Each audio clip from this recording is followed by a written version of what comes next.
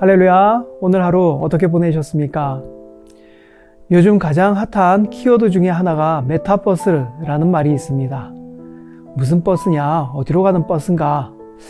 이 말은 가상과 초월을 의미하는 메타와 세계 우주를 뜻하는 유니버스의 합성어로 가상현실보다 한 단계 더 나아가 사회, 경제적 활동까지 이루어지는 온라인 공간을 뜻합니다. 현실 세계와 같은 활동이 이루어지는 3차원 가상세계를 일컫는 말인데요. 1992년 미국 SF 소설에 처음 등장한 개념입니다. 이를 우리에게 잘 알려주는 영화 3편을 소개하자면 스티븐 스필버그 감독의 레디 플레이 원, 브루스 윌리스 주연의 서로게이트, 또 제임스 카메론이 감독한 아바타라는 영화가 있습니다. 지난 10여 년의 시간이 흘러 오늘날 메타버스 개념이 다시 주목받는 이유는 무엇일까요? 첫째는 최근 정보통신 기술의 수준이 급격히 향상되면서 현실과 유사한 수준의 가상 공간을 보다 낮은 비용으로 제공할 수 있게 되었기 때문입니다. 이와 더불어서 코로나 팬데믹에 따른 비대면 추세의 가속화가 메타버스에 대한 수요를 키웠습니다. 사회적 거리두기가 강화되면서 비대면 방식의 원격 회의, 온라인 강의 등 언택트 산업이 빠르게 성장했습니다. 대중들은 코로나 발생 이후 비대면 상황에 적응해 오며 다양한 욕구를 갖게 되었고 온라인에서도 오프라인과 유사한 경험을 갖기를 원했습니다. 메타버스는 이러한 욕구를 충족시켜줄 강력한 도구가 된 것이죠. 이 메타버스는 가상세계이지만 현실과 상호작용을 한다는 것이 특징입니다. 지금까지 우리는 교회라는 현실 공간에서 모임을 갖고 소통하며 예배드릴 수 있었기에 가상 공간에 관심을 두지 않았습니다. 하지만 코로나 상황에서 얼굴을 맞대고 예배하는 대면 예배가 불가능해지자 온라인에 눈을 돌리기 시작했습니다.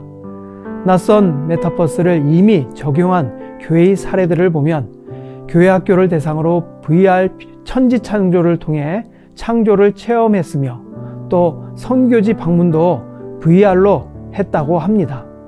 성경의 장면을 VR로 만들어 광야 생활과 또 예수 그리스도가 달리신 십자가의 현장을 간접 체험할 수도 있답니다.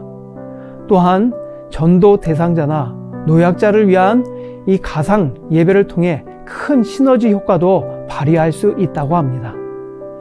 복음을 전하기 위해 문화라는 매개체를 활용하는 게 선교의 역사였다면 메타버스는 새로운 매개체로 복음을 전하기 위한 좋은 수단과 활용이 될 수 있습니다.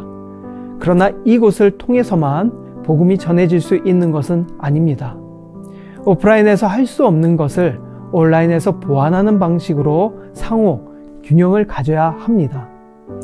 코로나19의 여파를 통해 우리는 한국교회의 본질을 회복해야 한다라고 외치고 있습니다. 즉 교회가 교회다워져야 되고 또 성도는 성도다워져야 된다는 것입니다. 사사기 말씀을 보면 왜 이스라엘 백성이 정작 가나안 땅에 들어와서는 하나님을 온전히 섬기지 못하였는가? 생생한 광야 체험과 또 가나안 정복 활동 중에 하나님의 섭리를 경험하였으면서도 왜 그리 빨리 하나님을 버린 삶을 살게 되었는가? 그 이유 중 하나를 사사기 마지막에서 볼 수 있습니다. 마지막 말씀을 보면 각기 자기의 소견에 옳은 대로 행하였더라. 하나님이 원하시는 바가 무엇인지 알려고 하지도 않고 하나님이 기준이 되는 삶이 아닌 개인의 소견이 삶의 기준이 되었다는 것입니다. 조상들에게 주신 명령에 순종하며 살아야 할 하나님의 백성들이 하나님의 말씀을 따르지 않고 자기의 소신과 생각을 쫓아 살았다는 것입니다. 권위가 없는 시대가 되었고 권위가 인정되지 않는 그러한 시대에 각자의 주장이 법이 되고 진리가 된 것입니다. 하나님을 떠난 인간의 마음은 오직 제 갈 길을 향해서만 달려갑니다. 우리의 성도님들은 우리가 속한 각각의 자리에서 하나님의 권위를 인정하며 또 존중하고 하나님이 세우신 질서와 법을 소중히 여기실 줄 믿습니다. 주님의 말씀이 삶의 기준이 되어 언제나 주님과 동행하는 우리 모든 성도님들 되시기를 소망합니다. 오늘 성령님과 함께 어떤 하루를 보내셨나요? 성령님과 하루를 잘 지내셨나요? 하나님께서 오늘 내게 주신 말씀은 어떤 말씀이셨나요? 그 말씀을 듣고 오늘 어떻게 적용하며 사셨습니까? 오늘 하루를 돌아보며 가장 감사한 것은 무엇이었습니까?